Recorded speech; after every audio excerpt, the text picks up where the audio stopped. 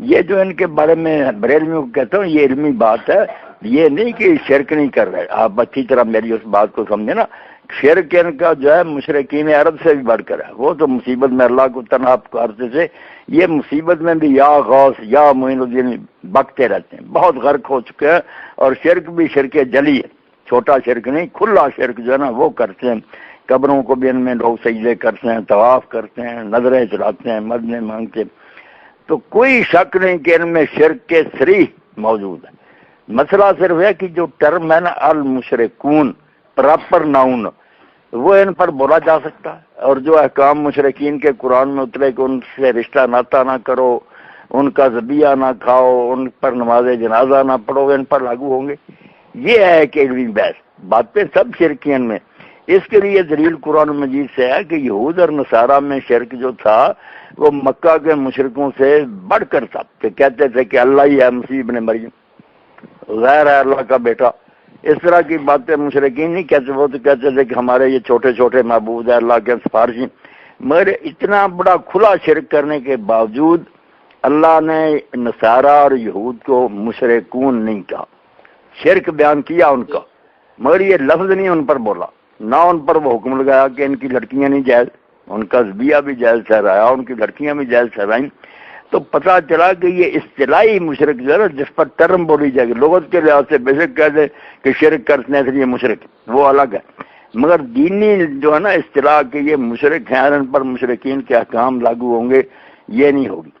قرآن پاک میں دیکھ رہے ہیں کہ سورہ نکال لیں، سورہ بینہ، لم یکن الذین کفروا من اہل الکتاب والمشرکین. کافر دونوں ہیں کیونکہ رسول اللہ کو نہیں مانتے تھے، مگر مشرکین الگ بیان کیا، اہل الکتاب الگ بیان کیا. پھر آگے ان الذین کفروا من اہل الکتاب والمشرکین، پھر دو الگ کی بیان کی.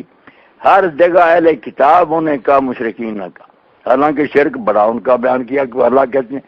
تو وجہ کیا تھی کہ مشرکین کھلم کھلا کہتے تھے کہ ہم شرک کرتے ہیں، ھذا لشرکائنا، یہ ہمارے لوگ جو ہیں اللہ کے شریک ہیں. یہود نصارہ یہ نہیں کرتے، بہت ان سے زیادہ گمراہ تھے مکہ کے لوگوں سے، مگر تعویل کرتے. آج تک پادری جھگڑتے ہیں کہ ہم سے کون بڑا موحد کون ہے، ہم ایک خدا کو مانتے ہیں، تین جو ہم کہتے ہیں تین بس ایک ہی میں اس کو گم کرتے ہیں، تعویل نہیں کرتے. تو تعویل کا فائدہ اللہ تعالیٰ نے دیا کہ کھلم کھلا ان کو مشرک نہیں کہا. یہ بات ہے جس کو عام لوگ نہیں سمجھ کر کہہ دیتے ہیں. میں بریلویوں کے بارے میں کہتا یہ شرک نہیں کرتے، توبہ. میں کہتا ہوں ان کا شرک تو مشرکوں سے بڑھ کر بہت گمراہ ہو گئے، مگر تعویل کرتے ہیں. یہ یہود نصارہ کی طرح نہ محبل ہیں، تعویل کر کے شرک کرتے ہیں کہ ہم وسیلہ پکڑتے ہیں، فلاں کرتے ہیں. مشرکین مکہ کھلم کھلا شریک کہتے تھے، اللہ شریک ہوا لکا تملک ہوا مامن. ٹھیک ہے، اس لیے وہ مشرکون والا لفظ نہیں بولنا اور نہ وہ حکم لگانے، صرف اتنا ہی مسئلہ.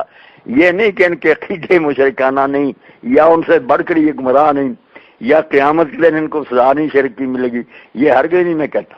کہ ایک جرم جو ہے نا، مثلا قتل کا جرم یہ ہے وہ فحض دو آدمیوں سے صادر ہوتا، ایک نے جان بوجھ کے قتل کیا، اس کی سزا قرآن نے اور قرار دی، اس پر لعنت ہے، غضب ہے.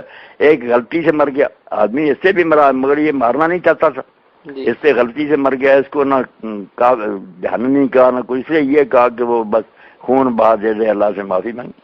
تو مطلب ہے جرم بھی دو طرح کے، ایک جان بوجھ کر کرتا، سمجھتا کہ یہ جرم کہتا میں نے کرنا، ایک سمجھ نہیں رہا بیچارہ، شرک کر رہے ہیں یہ لوگ مگر نہیں سمجھتے نا بات. تو